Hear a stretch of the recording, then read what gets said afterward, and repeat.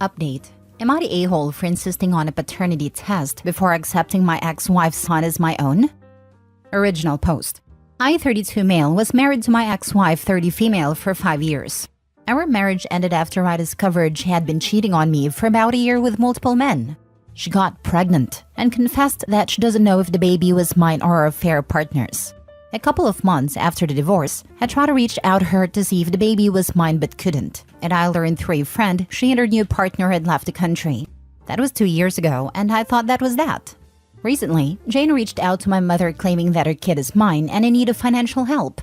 Jane told my mother that her partner left her when he found out the kid is not his. Now, for context, my mother has been desperate for grandkids, especially since my older brother is gay and child-free, and I've been single since the divorce. She's been relentless in pressuring me to help out Jane. However, I have my doubts given her infidelity. I find it hard to trust her claims without concrete evidence. So, I've insisted on a paternity test before committing to any financial or emotional support. If the child is indeed mine, I'd gladly step up and fulfill my responsibilities as a father. But I refuse to do so without proper legal documentation. My mother and Jane are both vehemently against the idea of involving lawyers or going through the legal process. They insist that the child is mine based on similar resemblances, like having blue eyes, which I have, but Jane has blue eyes as well. This issue came to a head when my mother posted a picture on Facebook of her and a kid titled "My Grandson."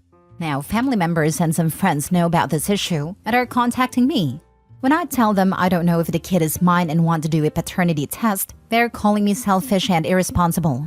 My family members are saying my mother will only say that because she is sure that the kid is mine. My friends says I'm an a-hole for punishing the kid for what my ex-wife did.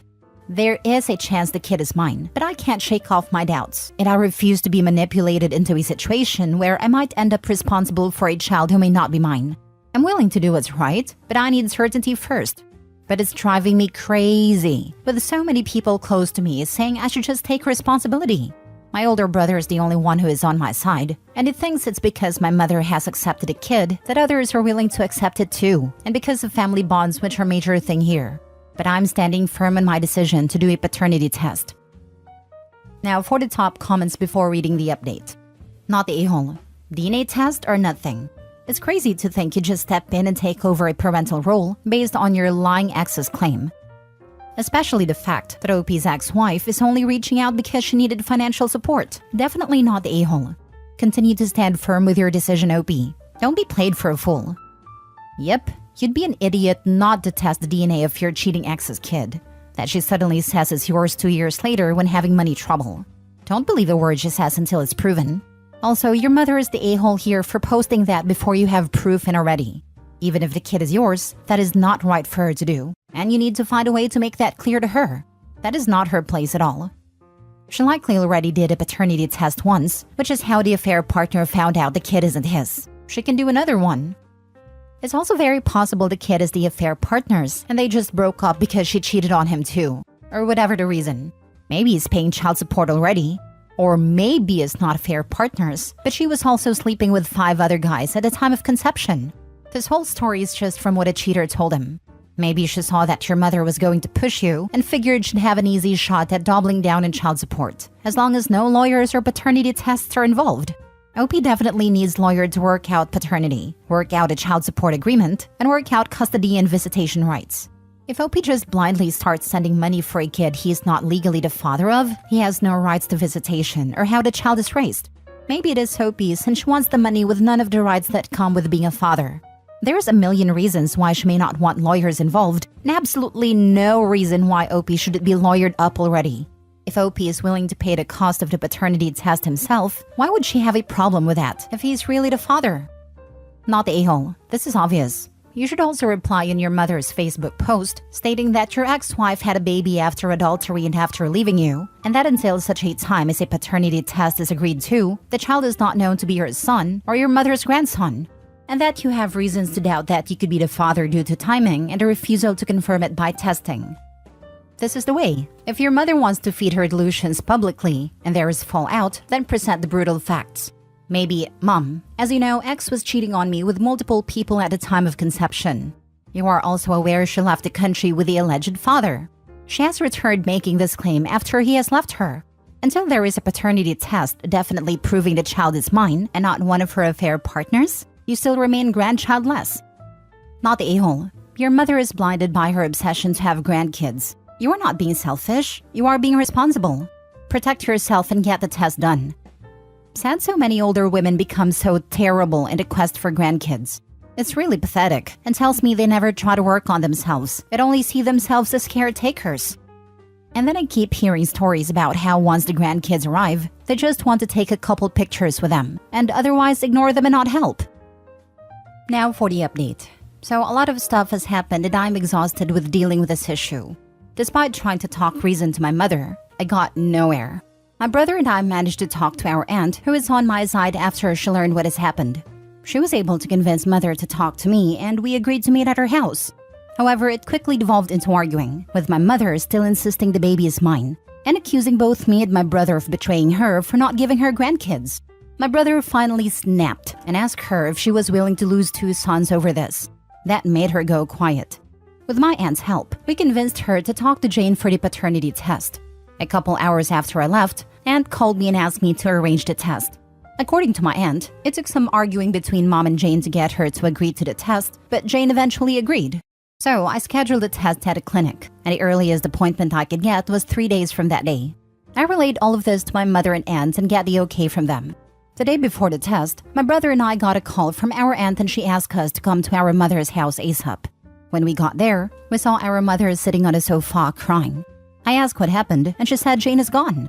Now, I knew Jane was back in the country and was visiting my mother every day, but I did not know it was my mother who facilitated everything. My mother revealed that after Jane contacted her, she flew Jane and the baby out and put her in an apartment near her house and had been paying rent for her, buying her and the baby things for a month and a half before they told me. I lived just an hour from my mother, and I talked to her on the phone 4 or 5 times a week, and she never told me. After Jane agreed to the test, she asked for money, and she told my mother that after the test confirms that I'm the father, she needs to buy some essential home stuff as she intends to stay near here. My mother gave her an amount close to $8,000 US. After she got the money, she did not come and see my mother, so my mother went to the apartment and saw that it was empty. I asked why did she ever trust someone who has lied so much before, and she said all her friends are grandmothers, and they are always with their grandkids, and she feels left out when she is with them. Then she gets up and says all of this is my fault. She comes up to me and slapped me, and just went crazy yelling and crying and kept hitting me. My aunt and brother managed to get her off me. She kept saying I was a horrible son. I should have just accepted the baby. She then turned to my brother and started yelling at him too, accusing him for instilling his child-free life on me and told him that he was an embarrassment to her. Then she started off ranting saying Jane was right to cheat on me. That if I had agreed to start a family with Jane back then, this would not have happened. For context, Jane wanted to try for a baby the 2nd year into our marriage, but I had to keep that on hold as I made a major career change, and Jane and I both agreed to wait until I was financially secure. I also want to point out this was not the reason she gave me for infidelity. My aunt managed to calm my mother down and somewhat diffuse the situation and ask us to leave. She said she will try to reason with her. I've tried to call my mother the next day, but she's blocked me and everything. My brother and I agree she needs therapy, but she's not willing to listen or talk to us. As for Jane, I am furious at her and wanted to find her. I asked my friends to help and told them what happened. They are idiots, but they apologized to me and stepped up and supported me these past few days. I tried contacting different people through friends and their mutual friends, until one of them put me in contact with Claire, who was one of Jane's bridesmaids at our wedding. I told her what happened and she was shocked at learning about it. According to Claire, Jane is back in the country of her partner, and a couple of days ago, Jane called her and a few others asking for money, as she and her partner are going through some financial issues. Claire says she doesn't know if Jane and her partner are separated.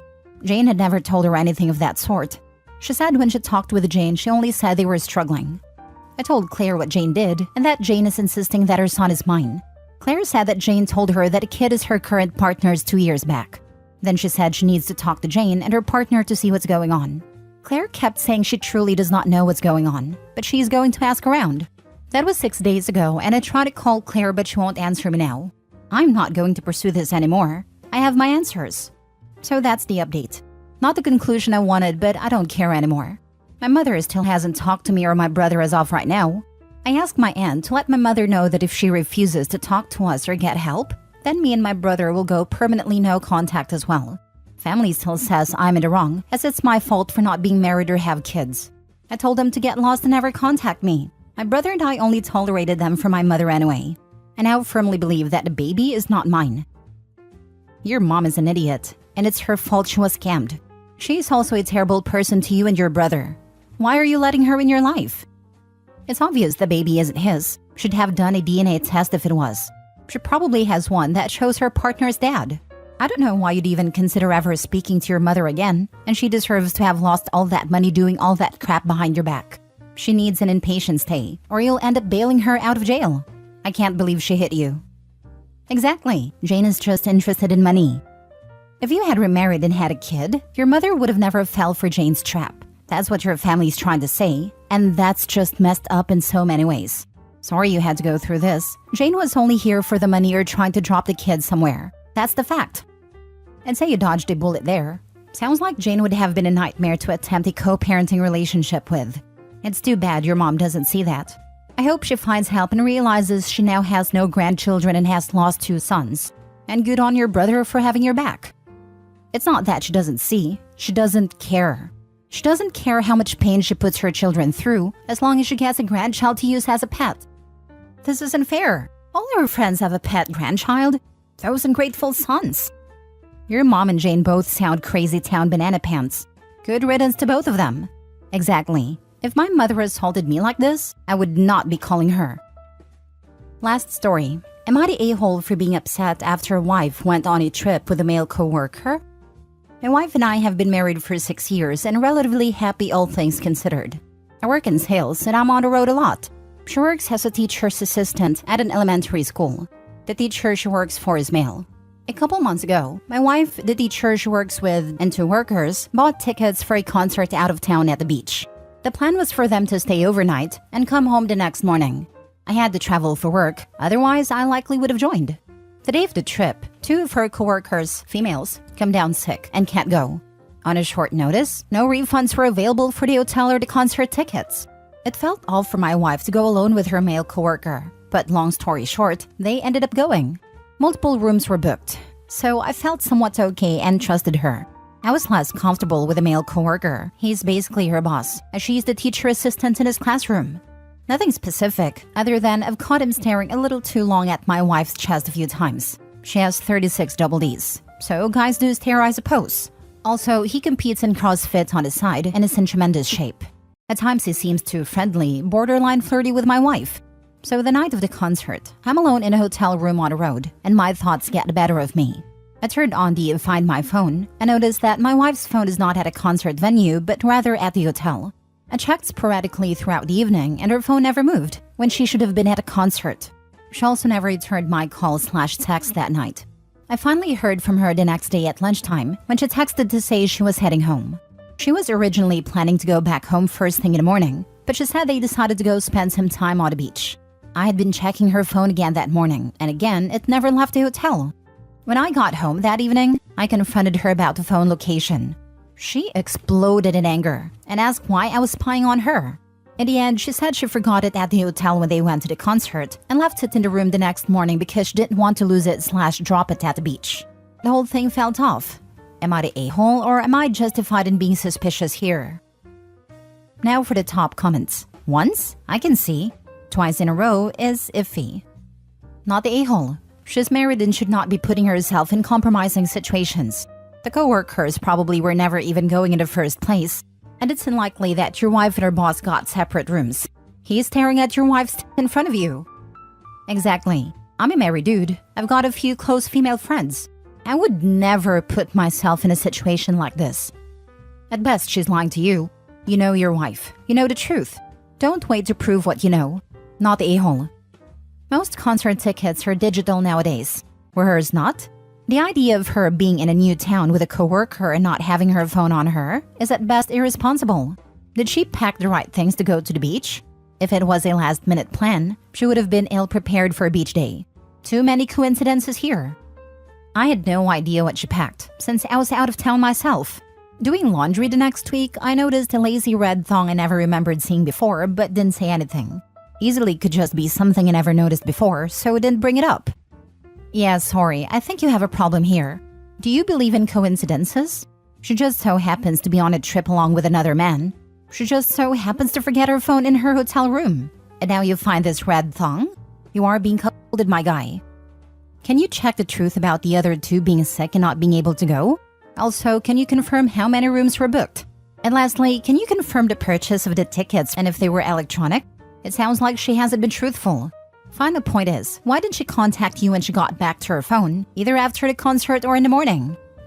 So, hotel with a guy, doesn't answer her phone location doesn't move, and a red thong. She's for the streets. Not the a-hole. I'd be suspicious too. Unfortunately, you played your hand too soon. So if she's having an affair, she's going to be extra vigilant now. I think the best move here is to keep a mental note of everything and sweep it under the rug. As in, pretend you forgot about it or whatever. This may embolden her to do something dumb like what you just did. But she has given you a reason to doubt her. The thong is also very sus. I really hope she's not having an affair and that this is a giant misunderstanding. No matter what happens, you gotta look out and take care of yourself. Don't forget that. Appreciate your comment. Thank you. Her exploding at you is not a good sign. Methinks she doth protest too much and all that.